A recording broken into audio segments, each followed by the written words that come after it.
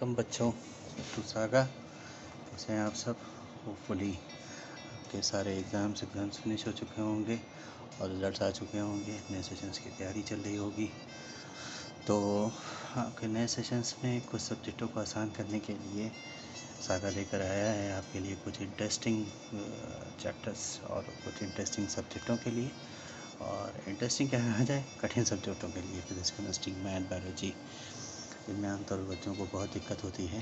तो शुरुआत करते हैं हम अपने पहले वीडियो के पहले लेक्चर्स में, जिसमें हम आपको केमिस्ट्री के बारे में पढ़ाएंगे, बेसिक्स ऑफ केमिस्ट्री। और आगे आने वाले लेक्चर्स में हम लोग जो है आपके मैथ और फिज़िक्स और बायोलॉजी, इन सारे सब्जेक्टों के भी टॉपिक्स को भी कवर करेंगे। तो बेसिक्स ऑफ केमिस्ट्री, अच्छा बेसिक्स ये बड़ा इम्पॉर्टेंट चीज़ है। अगर हम किसी भी चीज़ को पढ़ना चाहते हैं तो अगर हमारे बेसिक्स क्लियर हैं तो हमको वो चीज़ काफ़ी आराम समझ आती है और काफ़ी दूर तक उसको हम समझ पाते हैं। केमिस्ट्री या कोई भी चीज़ अगर हमें रटनी पड़ रही है, कुछ भी हमें काफ़ी ज़्यादा याद करना पड़ रहा है, जिसका मतलब ये है कि हमारी बेसिक्स क्लियर नहीं है। तो बेसिक्स क्लियर करते हैं। होपफुली बेसिक्स समझने के बाद आपको केमिस्ट्री आसान लगने लगेगी। कभी आपके सामने कोई चीज़ आ जाएगी तो आप घबराएंगे नहीं। तो जैसे क्लास 6, 7, 8 में ICSE बोर्ड के बच्चे होते होंगे जिनके सामने, या 8 क्लास में CBSE बोर्ड के बच्चे होते होंगे जिन्हें सामने कोई केमिकल रिएक्शंस या कंपाउंड आ जाते होंगे तो वो घबरा जाते होंगे, अरे ये क्या आ गया, ठीक है। या 9, 10th के बच्चे होते होंगे तो उनके सामने केमिकल रिएक्शंस आते होंगे तो वो घबरा जाते होंगे, अरे ये कैसे हो गया, इसको मिला तो ये कैसे आ गया। तो सब खेल इसी का है कि आपको बेसिक्स मालूम नहीं होते। तो बेसिक्स समझते हैं और वो कोशिश ही करते हैं कि क्लास 6, 7, 8, 9, 10 तक के बच्चों को जो केमिस्ट्री पढ़नी होती है वो सब उनको समझ में आने लग जाए, ठीक है, और चीज़ें याद न करना पड़े। तो वो बड़ी काम की चीज़, जिससे अगर आप दिमाग में बैठा लें, अपने दिमाग के माइंड मैप में बैठा लें, जो मुझे समझ में आया, तो आपको केमिस्ट्री आसान लगने लगती है, वो है पीरियोडिक टेबल। लेकिन हम यहाँ पे पीरियोडिक टेबल से शुरू नहीं करेंगे। हम आपको और छोटे क्लास, जैसे कि क्लास 3rd, 4th ऐसे, या 5th क्लास 5th के लेवल में चीज़ों को पढ़ाया जाता है। तो सबसे पहले जो है मैटर, हम आपको मैटर के बारे में बताएंगे।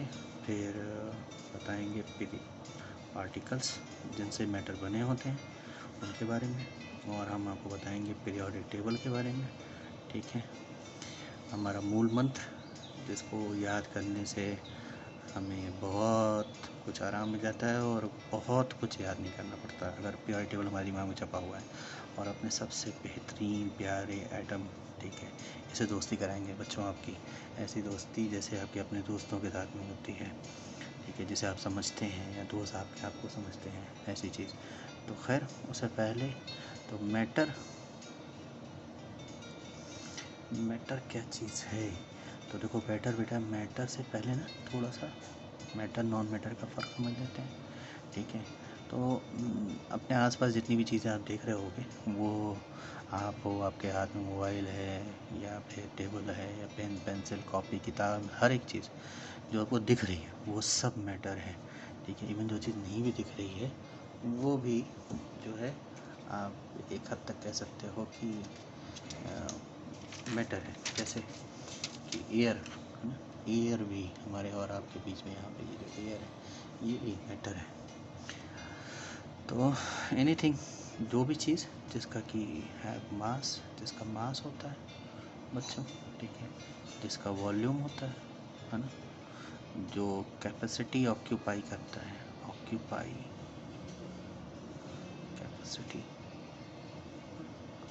वो सब मैटर में आता है। नॉन मैटर जैसी चीज़ें क्या आती हैं, जैसे कि पापा का गुस्सा, है ना, पापा गुस्सा करते हैं, ओके, और मम्मी का प्यार, फिर एग्ज़ाम के डर, ये सब चीज़ें आपकी एसेक्ट्रा एसेक्ट्रा एसेक्ट्रा एसेक्ट्रा, ये सब नॉन मेटेलिस्टिक चीज़ें होती हैं। इनके बारे में भी पढ़ते हैं, लेकिन हम आर्ट्स के सब्जेक्ट में ज़्यादा पढ़ते हैं इनके बारे में, लिटरेचर्स में पढ़ते हैं इनके बारे में हम लोग हैं, ठीक है।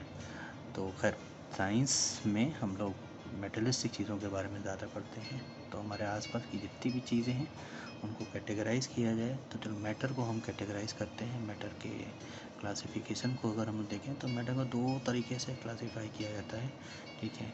एक जो है नेचर ऑफ पार्टिकल्स, मैटर जिनसे बने हुए हैं उनके नेचर के बेसिस पे। तो अगर हम इसके बेसिस पे देखें तो ये फिर से फर्दर हम आज इसको दो तरीके से बांटेंगे, एक एलिमेंट्स और एक कंपाउंड्स। ठीक है, और भी हो सकते हैं बच्चों, जैसे मिक्सचर भी आप सुनते होंगे। ठीक है, कंपाउंड भी एक तरीके का मिक्सचर है।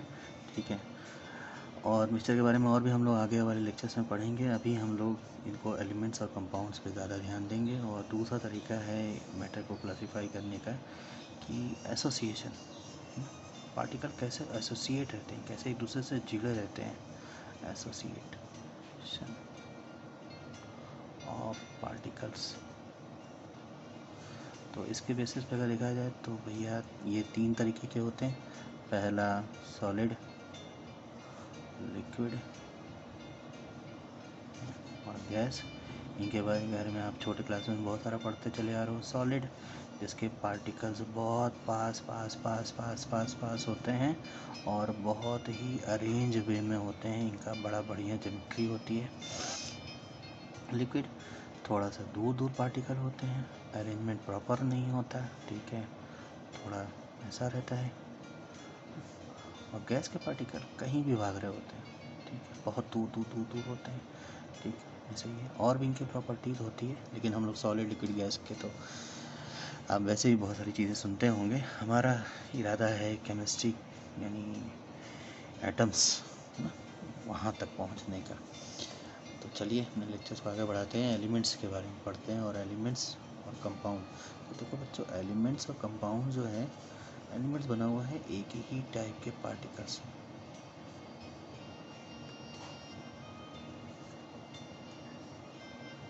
ठीक है, और कंपाउंड भी बना हुआ है एक ही टाइप के पार्टिकल से, लेकिन इसका पार्टिकल थोड़ा अलग है, इसका पार्टिकल, इसलिए मैं बोला नेचर ऑफ पार्टिकल्स। ठीक है, क्यों? क्योंकि इसका पार्टिकल कौन है? इसका पार्टिकल है मॉलिक्यूल, और इसके पार्टिकल्स कौन है? इसके पार्टिकल्स हैं एटम्स। तो बच्चों मॉलिक्यूल्स भी हैं। अगर अल्टीमेटली तुम देखो तो ये सब ये सब भी क्या है? ये सब एटम्स हैं। यानी मॉलिक्यूल किनसे बना हुआ है? एटम से बना हुआ है। और कंपाउंड हमारे किससे बने हुए हैं? मॉलिक्यूल से बने हुए हैं। एलिमेंट किससे बने हुए हैं? एटम से बने हुए हैं। तो सब दारोमदार आ जाता है एटम से। अगर एटम्स पता है तब आपको एलिमेंट समझ में आएगा, एटम्स पता है तो आप मॉलिक्यूल समझ जाओगे, मॉलिक्यूल समझ जाओगे तो आप कंपाउंड समझ जाओगे। तो चलो शुरुआत करते हैं एटम से। लेकिन एटम से पहले पीरियोडिक टेबल। तो पीरियोडिक टेबल हमारा ये क्यों पढ़ते हैं? ये ऐसा है कि एलिमेंट में ट्रेंड्स हैं। ठीक है, अगर आप मैथ्स में भी ट्रेंड्स अगर जानते हो, ठीक है, तो आपको आगे क्या होगा ये पता होता है। जैसे अगर मैथ में जानते हो, टेबल में जानते हो कि अगर चीज़ों को एक फिक्स नंबर को जोड़ते टेबल आता है तो आगे क्या आ सकता है आप निकाल सकते हो। ऐसे ही जो है साइंटिस्टों ने बड़ी मेहनत करके, ठीक है, इन एलिमेंट्स को, ठीक है, जो प्योर एटम से बने होते हैं, ठीक है, उनको एक ऐसे अरेंजमेंट में बैठाया जैसे कि केमिस्ट्री की स्टडी करना आसान है। ठीक, और इस बात का ध्यान रखा कि जो भी एलिमेंट एक साथ हैं उनकी काफ़ी सारी प्रॉपर्टीज या तो सेम है या सिमिलर है, एक जैसी है, या एक ही तरीके से बढ़ या घट रही होती है। तो अगर हमारे दिमाग में पीरियोडिक टेबल सही तरीके से बैठ गया और हमें चीज़ें ये समझ में आ गई कि कैसे पीरियोडिक टेबल बनाया गया है और कैसे पीरियोडिक टेबल में कहाँ कहाँ चीज़ें बैठी हुई हैं। जैसे अगर आपको बोला जाए कि कार्बन, और कार्बन बोलते ही आपको याद आ जाए कि कार्बन पीरियोडिक टेबल में कहाँ है, तो आपको कार्बन की प्रॉपर्टीज़ आराम समझ में आ जाएगी। अगर कार्बन की प्रॉपर्टीज़ समझ में आ गई तो फिर आगे उसके मॉलिक्यूल्स और फिर उसके कंपाउंड्स सब कुछ समझ में आने लगेगा। तो सबसे पहले, ठीक है, तो अगर हम इसे अपने पीरियोडिक टेबल को देखें, हमारा मॉडर्न पीरियोडिक टेबल, तो मॉडर्न पीरियोडिक टेबल बच्चों बोलते हैं तो एक्चुअली में क्या है कि पीरियोडिक टेबल भी बहुत सारे हैं और पास में बहुत मेहनत किया साइंटिस्टों ने, कई सारे पीरियोडिक टेबल बनाए जिसमें से 3 डोवेनर, न्यूलैंड और मेंडलीक का पीरियोडिक टेबल बहुत पॉपुलर भी हुआ। हमारा पीरियोडिक टेबल उनसे बहुत कुछ सीखे हुए भी है। लेकिन हम सीधे अपने पीरियोडिक टेबल पे आते हैं। और हमारा पीरियोडिक टेबल में अगर देखा जाए तो 7 पीरियड हैं बच्चों, ठीक है, 7 पीरियड्स, ठीक। तो 7 पीरियड बनाते हैं। चलो, ये हमारा बन गया पीरियड नंबर 1, ये हमारा बन गया पीरियड नंबर 2, ठीक है। और ये जैसे रो आप जिसको बोलते हो, ठीक है, उसको बोलेंगे period number 3, period number 4, period number 5, period number 6, period number, और ये हो गया हमारा 7, ठीक है। 7 पीरियड हो गए। और हमारे ग्रुप नंबर बनाते हैं। ये हमारा हो गया पहला ग्रुप, ठीक है, ये ग्रुप नंबर 1, ये पीरियड नंबर 1, 2, 3, 4, 5, 6 और ये 7, ठीक। हमारे ग्रुप है, ग्रुप में ये पहला ग्रुप, ठीक। ऐसे ही हमारे पास आएगा जिसमें हम पहला एलिमेंट हाइड्रोजन को बैठाएंगे। फिर हमारे पास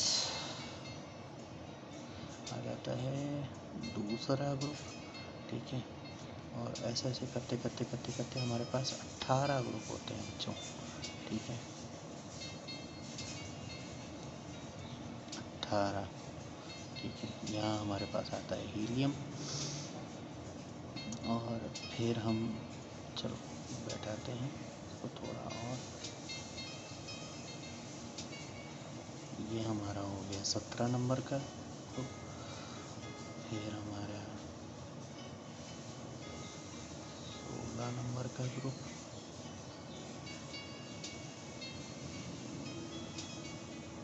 फिर हमारा हुआ ये 15 नंबर का ग्रुप। कोशिश करिए बच्चों मेरे साथ बनाते रहिए, ठीक है। जितना ज़्यादा प्रैक्टिस कीजिएगा उतना ज़्यादा आपको आसानी होगी दिमाग में बैठाने की। और एक बार आपके पीरियोडिक टेबल दिमाग में बैठ गया तो आपको चीज़ें आसान होनी शुरू हो जाएंगी, ठीक है।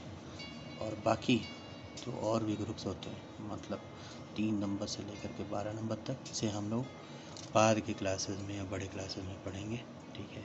अगर आपको शुरू में 20 एलिमेंट शुरू के जो हैं उनकी स्टोरी समझ में आ गई तो आपको आने वाली और भी चीज़ें समझ में आनी लगेंगी, या तो आसान हो जाएंगी, ठीक है, और या समझ में ही आ जाएंगी काफ़ी सारी चीज़ें।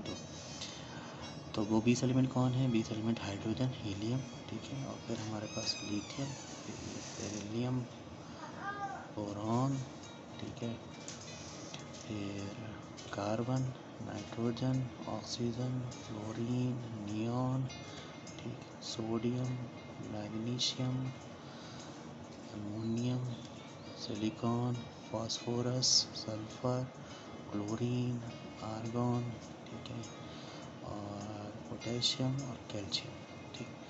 बाकी सब के बारे में धीमे धीमे बाद में भी पढ़ते रहेंगे हम लोग। अभी पीरियोडिक टेबल का फ़ायदा ये है कि अगर आपको लिथियम के बारे में मालूम है तो आप सोडियम के बारे में आपको ऑटोमेटिकली मालूम हो गया, पोटेशियम के बारे में ऑलरेडी मालूम हो गया। तो अगर आपको 18 एलिमेंट्स के बारे में मालूम है, ठीक है, तो आपको सोचो पूरे 118 एलिमेंट के बारे में मालूम हो जाएगा। और अभी तो हमें सिर्फ 8 एलिमेंट के बारे में पढ़ना है। शुरुआत में हमें 8 एलिमेंट के बारे में मालूम हो गया है, तो हमको सोचो कि 8 ग्रुप के जितने भी एलिमेंट्स हैं उन सब के बारे में तकरीबन 50% से ज़्यादा बातें पता चल जाएंगी, या 60% तक बातें पता चल जाएंगी। तो इनका क्लासिफिकेशन हिसाब से है कि एलिमेंट्स कितने ग्रुप हैं बेटा हमारे, तो ये हमारे 7 पीरियड्स हैं इसके अंदर, ठीक है। और ये हमारा है 18 ग्रुप हैं, ठीक है। और उसके अलावा हमारे पास, हाँ, इन सब के अंदर, ठीक है, हमारे पास पहला, दूसरा, ठीक है, 13, 14, 15, 16 और 17 और 18, इन्हीं ग्रुप के बारे में अभी हम आपको डिटेल्स में थोड़ा सा बताएंगे।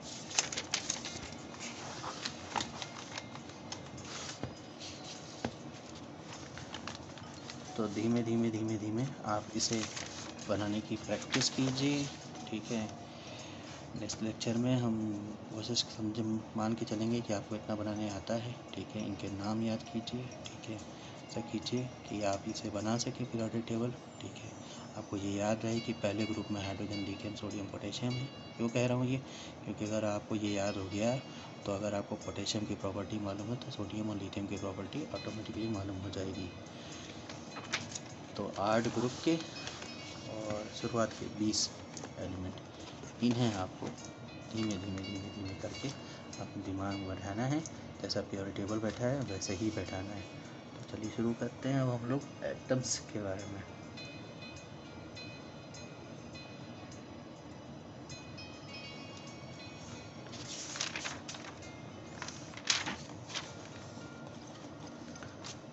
तो एटम्स, तो हम लोग एटम्स में भी क्या चीज़ें पढ़ेंगे। तो हम लोग तो बेसिक बात किया जाए कि एटम क्या चीज़ है, तो एटम के अंदर एक न्यूक्लियस होता है, ठीक है। और न्यूक्लियस के अंदर क्या होते हैं? न्यूक्लियस के अंदर न्यूट्रॉन होते हैं, प्रोटॉन होते हैं, और बाहर इलेक्ट्रॉन ऐसे चक्कर लगा रहे होते हैं, ठीक है।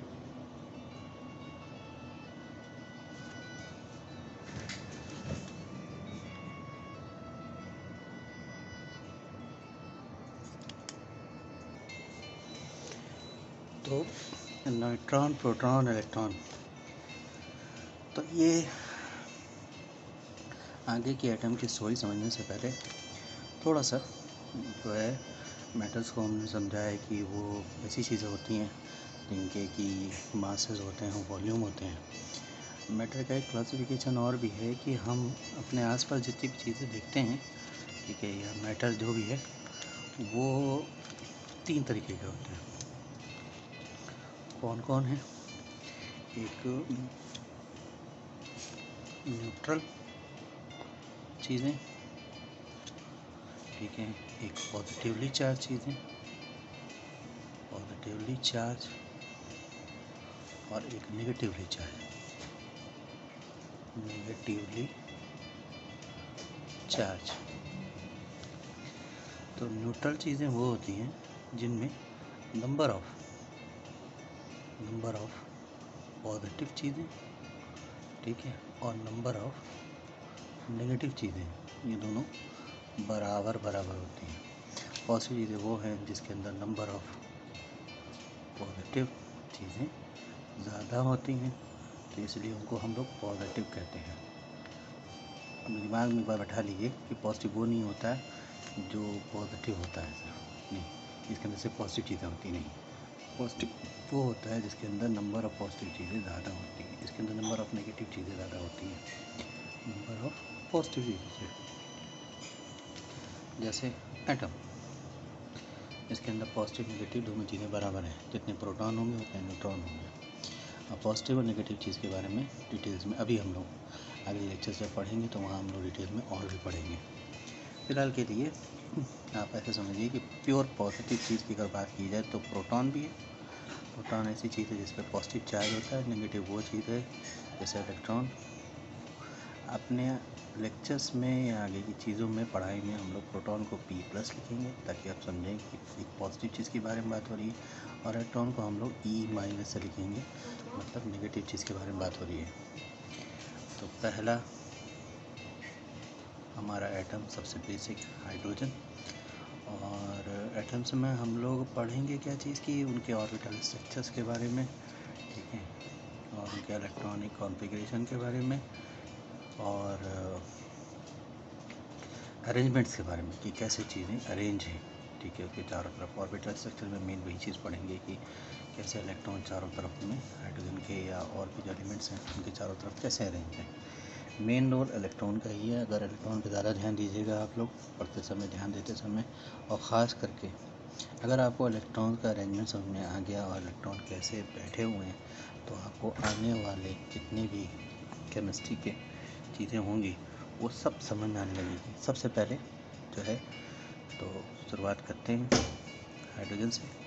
तो देखो पिक्चर, ये एक न्यूक्लियस है, इसके चारों तरफ में एक शेल है जिसके अंदर 2 इलेक्ट्रॉन ऐसे चक्कर लगा रहे हैं।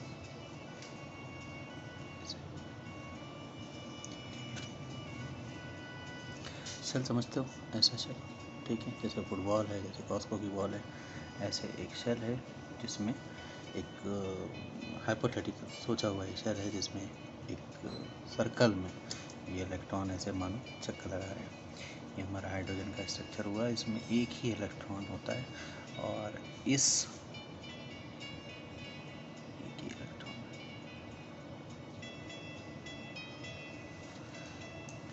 चक्कर लगा रहा है।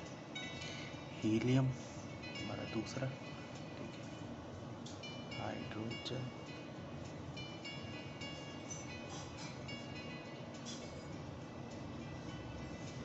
हीलियम के अंदर एक न्यूक्लियस है और उसके चारों तरफ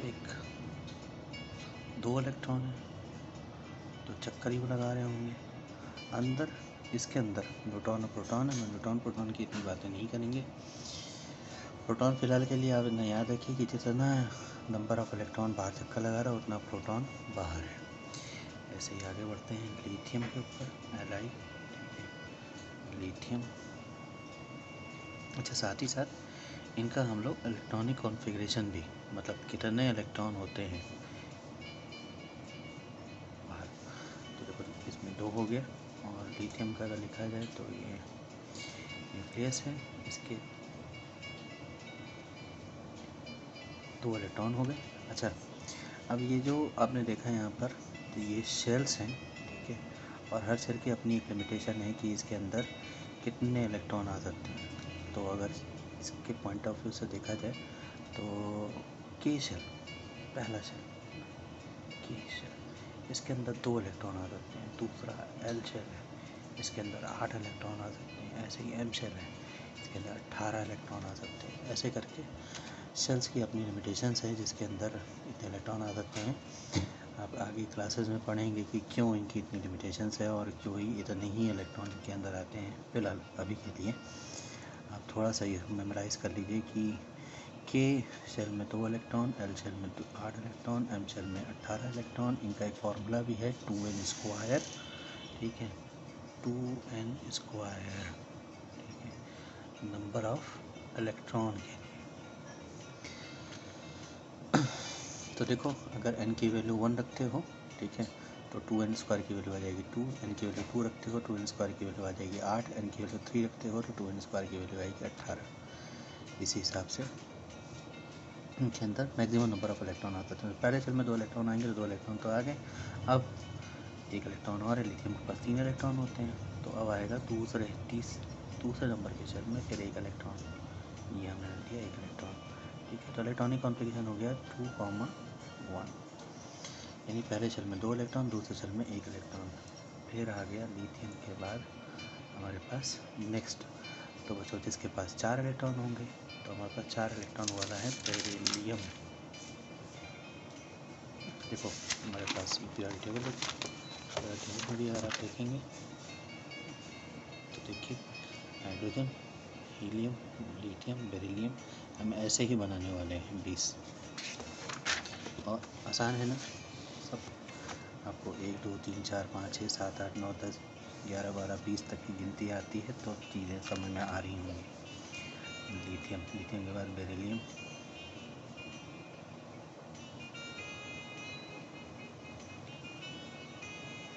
तो बेरिलियम में हमारे पास ये न्यूक्लियस हो गया।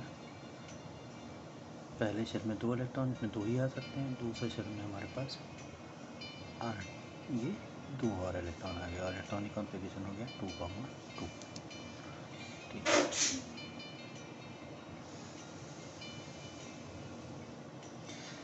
बेरिलियम के बाद हमारे पास बोरॉन,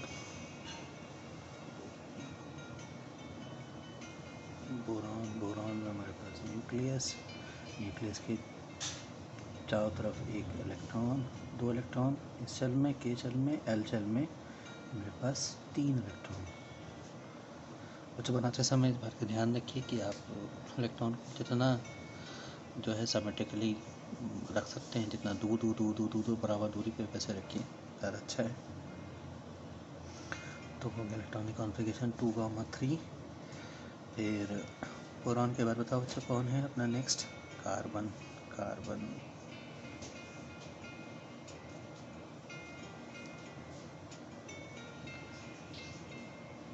ये हमारा पहले शेल में 2 इलेक्ट्रॉन और दूसरे शेल में हमारे 4 इलेक्ट्रॉन, टोटल हो गए 6 इलेक्ट्रॉन। और इसमें कितने प्रोटॉन होंगे? 6 प्रोटॉन होंगे। और इलेक्ट्रॉनिक कॉन्फ़िगरेशन हो गया 2,4, यानी कि पहले शेल में 2 इलेक्ट्रॉन, दूसरे शेल में 4 इलेक्ट्रॉन।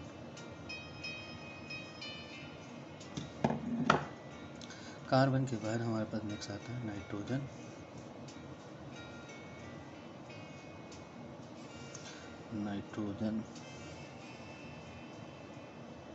तो पहले शेल में 2 इलेक्ट्रॉन, दूसरे शेल में मेरे पास 1 2 3 4 और ये 5 इलेक्ट्रॉन, ऐसा हो गया। और ये हो गया 2,5 इसका इलेक्ट्रॉनिक कॉन्फ़िगरेशन।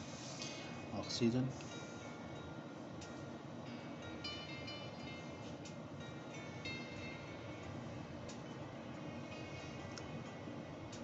पहले शेल में 2 इलेक्ट्रॉन, दूसरे शेल में 6 इलेक्ट्रॉन, है ना।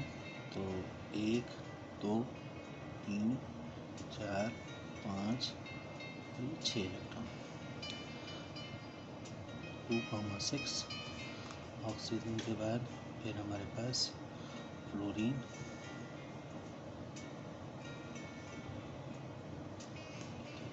फ्लोरीन में 2 इलेक्ट्रॉन पहले शेल में, दूसरे शेल में कितने होंगे? 7। 1 2 3 4 5 6 और 1 ये 7, 2,7। फिर हमारा आता है नियॉन।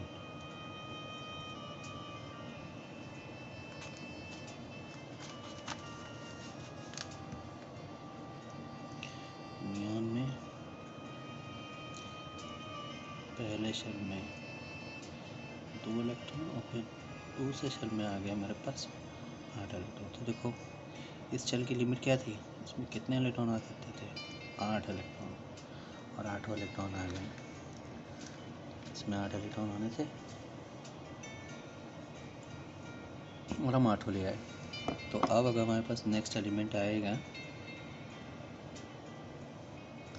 तो उस नेक्स्ट एलिमेंट में अगला इलेक्ट्रॉन कहाँ जाएगा? सोचिए सोचिए सोचिए सोचिए, जब से मैं बना रहा हूँ तब से सोचिए। तो सोडियम, तो सोडियम में ये न्यूक्लियस, पहला शेल 2 इलेक्ट्रॉन, दूसरा शेल हमारे पास 8 इलेक्ट्रॉन, और अब एक और इलेक्ट्रॉन जो आया इसमें आ गया तीसरे शेल में। इसके बाद फिर सोडियम, कितने हो गए? इसका इलेक्ट्रॉनिक कॉन्फ़िगरेशन हो गया बच्चों 2,8,1। पहले शेल में 2 इलेक्ट्रॉन, दूसरे शेल में 8 इलेक्ट्रॉन, तीसरे शेल में 1 इलेक्ट्रॉन। सोडियम के बाद फिर हमारा आता है मैग्नीशियम।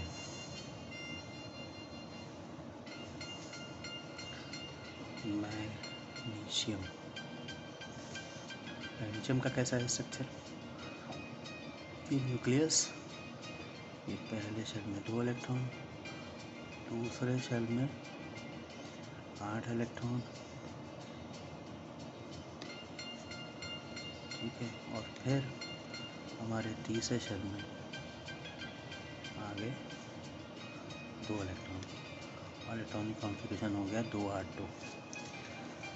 तो मैग्नीशियम के बाद फिर हम अल्मोनियम, है ना। तो आप लोग इसका स्ट्रक्चर बनाइएगा। तो क्या होगा? 2 8 और 3, है ना। पहले शेल में 2, दूसरे शेल में 8 3। फिर अल्मोनियम के बाद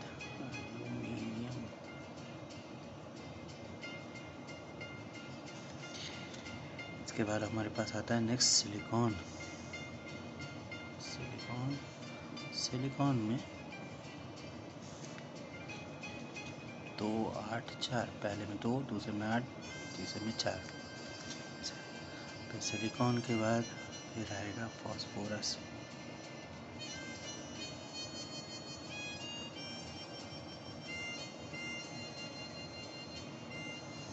फॉस्फोरस में 2, 8 और 5। पहले में 2, दूसरे में 8, तीसरे में 5। फॉस्फोरस के बाद फिर आएगा सल्फर,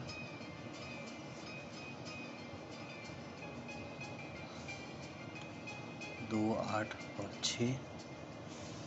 फिर आएगा सल्फर के बाद हमारे क्लोरीन,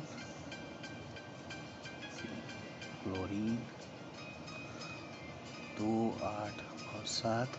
ठीक है। फिर आएगा आर्गन, 2, 8, 8। ठीक है। और इसके बाद बचते हैं पोटेशियम और सोडियम भी। ठीक है। और हम अपना नेक्स्ट लेक्चर जब शुरू करेंगे तो हम पोटेशियम बताएंगे और पोटेशियम और कैल्शियम ये 2 बचे हुए हैं, उन दोनों के बारे में बताएंगे। ठीक है। अभी हम इस लेक्चर को यही भी ख़त्म करते हैं। नेक्स्ट लेक्चर में जो है इसका थोड़ा सा जो है क्विक एक रिवीजन, और आपसे कहूँगा कि आप सोचिए उन दोनों का भी स्ट्रक्चर कैसा होगा। इसे आप होमवर्क में इसे करके बना के रखिए। ठीक है। नेक्स्ट लेक्चर हम शुरू करेंगे तो तब तक मैं ये बना दूँगा, आप भी बनाइए, कोशिश कीजिए इसे बनाने की, और बाकी तो हैं उनके बारे में भी सोचिए। ठीक है। उन दोनों को बताने के बाद फिर हम लोग मॉलिक्यूल्स और कंपाउंड्स के बारे में पढ़ेंगे नेक्स्ट लेक्चर में। तब तक के लिए थैंक यू सो मच, टाटा, बाय बाय।